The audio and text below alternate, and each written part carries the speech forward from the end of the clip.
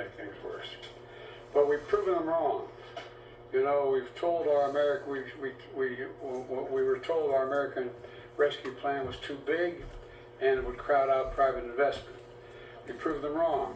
Vaccinated the nation and got immediate economic relief to people in need. When I came to office determined to end trickle-down economics and grow the economy from the middle out and the bottom up. I know you're tired of hearing me say that over and over again, but that was the policy, and it remains the policy. Because when you do that, everyone does well. When the middle class grows, the nation's stronger. And the nation's stronger when there's a strong union movement as well. We were told it wouldn't work, but I was also determined to do what was ignored for much too long. Presidents have been authorized since the 30s to be able to spend the money given by Congress to spend the money on hiring American workers and using American product where they were available. And that's what we did. We were told that was going to be a big problem. Bullshit. But all the money I was authorized to spend by the Congress has gone to building, gone to hiring American workers. Bullshit. And using American products. Hiring illegals. We were told it wasn't going to be. We were told that was going to be a big problem, but it's working. We're also told that our historic laws to invest in America and all Americans would crowd out private sector investment.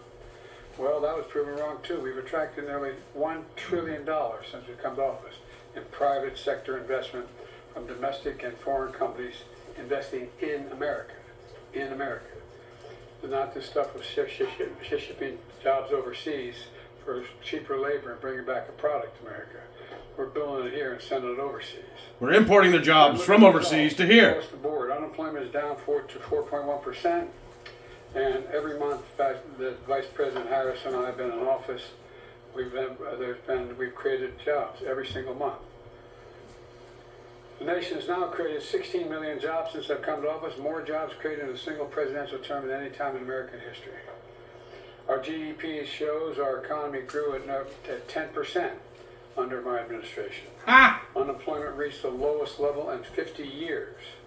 We're also told inflation couldn't come down without massive job losses or sending the economy into economic recession.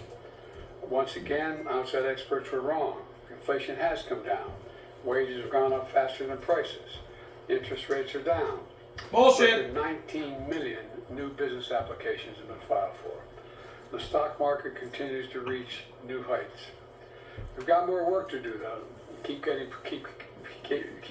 prices down, like more affordable housing, extending what I've done for seniors and lowering prescription drug costs by letting Medicare negotiate the prices, make sure that's available to everyone.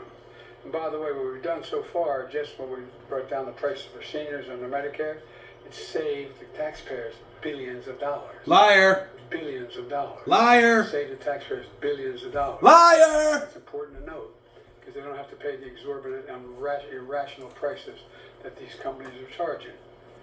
The simple fact is we've gone from economy in crisis to literally having the strongest economy in the world. And but we've got more work to do. We've got more work to do to deal with the things I've just mentioned, and we're going to have to deal with unforeseen costs of what this hurricane is going to cost.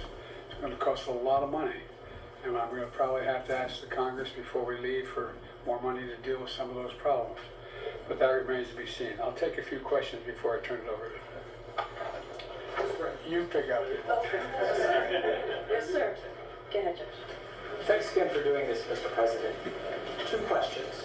You pick out the friendliest questions, please. Senator Marco Rubio described today's jobs report as having fake numbers. What do you make of that, and how worried are you that many Americans are hearing that the jobs numbers aren't real? Look, I'm going to be very careful here. If you notice, anything the MAGA Republicans don't like, they call fake. Anything. The job numbers are what the job numbers are. They're real. They're sincere. They're what we are. And by the way, just look at how the EU talks about us, how they like to have an economy like ours. Just talk about the rest of the world looks at us and what we're doing. So, I don't want to get going. Don't want to answer the question. Secondly, could you So full of clarify some fucking your shit. comments yesterday with regard to strikes on Iranian oil facilities. What did you mean by them, given some of the reactions we're seeing in the market? Well, look, the Israelis have not concluded what they're going to do in terms of a strike. That's under discussion. I think if I were in their shoes, I'd be thinking about other alternatives than striking oil fields. Thank you, Kareem. Thank you so much, Mr. President, for being here. This week, Senator Chris Murphy said it's certainly a possibility that the Israeli government is not going to sign any diplomatic agreement prior to the election, which is what you have been calling for so long, potentially to try to influence the result. Do you agree? Do you have any worries that Netanyahu may be trying to influence the election and that's why he has not agreed to a diplomatic solution? No administration has helped Israel more than I have. Liar. None. Liar. None. Liar. None. Liar. And I think Bibi should remember that. And whether he's trying to influence the election or not, I don't know, but I'm not counting on that. You said many times recently that you want to speak to him, that you plan No, I to. didn't say plan to. I didn't say want to. You don't want to? No, I didn't say that. You're making it sound like I'm seeking speaker. I'm assuming when they make the judgment of how they're going to respond, we will then have a discussion. Thank you. Thank you, Mr. President, for being here. What are you advising the Israelis to do in terms of their retaliation to Iran? And at this point, you still haven't spoken to Netanyahu. Is it fair to say that you have little personal influence over what he decides to do? No. Look, our teams are in contact 12 hours a day. They're constantly in contact. I've already had my presidential daily brief. We've already had interface between our military, the diplomats. It's in constant contact. They are trying to figure out, and it's high holidays as well.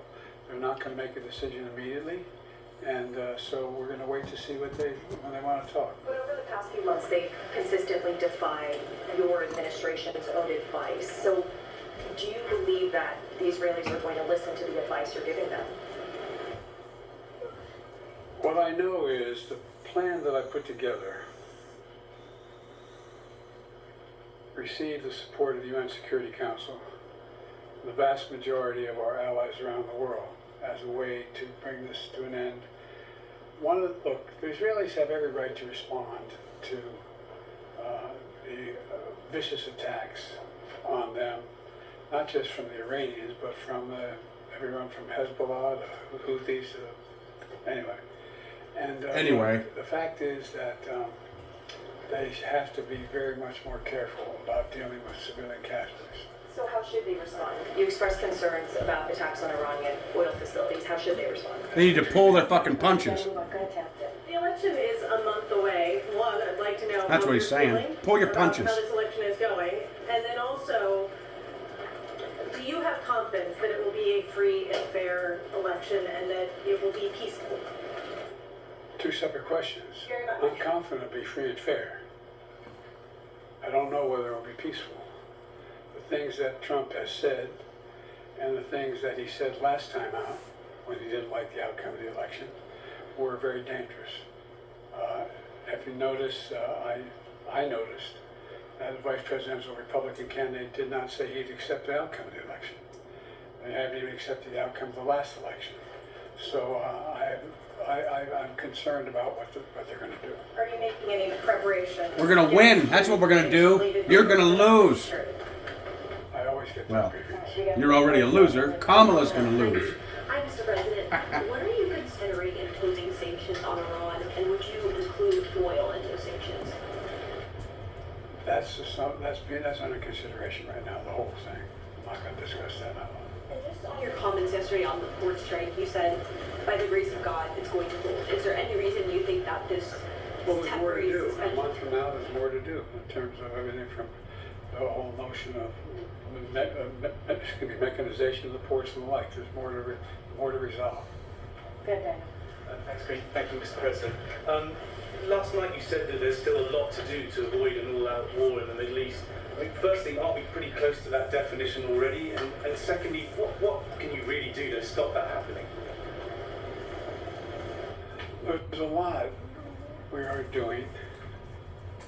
main thing we can do is try to rally the rest of the world and our allies into participating, like the French are in Lebanon and other places, to tamp this down.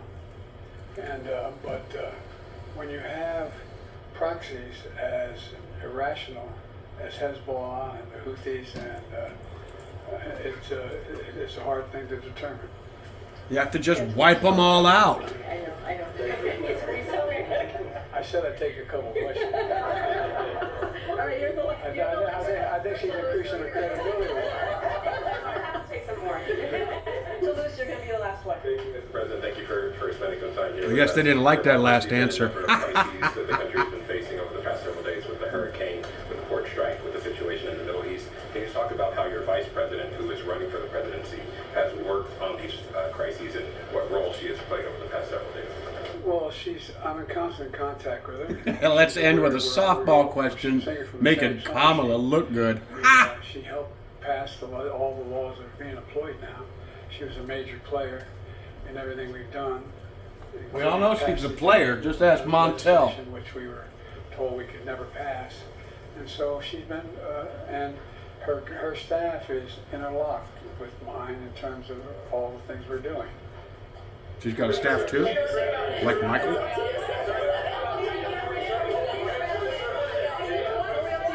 Look at him. He don't even take this shit seriously anymore.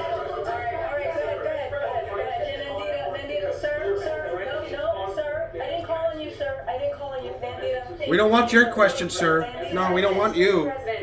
Pope Francis going for a day of prayer and fasting. Prayer and fasting this Monday, October 7th. Your reaction, sir? I will pray and fast. Acceptable to you in terms of Israel's response? How long are you okay with Israel bombing Lebanon?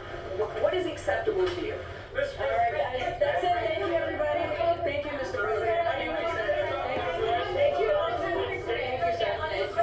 sir. The old bumbler-in-chief. Do you want to reconsider dropping out of the race? Freaking moron. I'm back in. What made you want to come here today, Mr. President? All right, we're listening.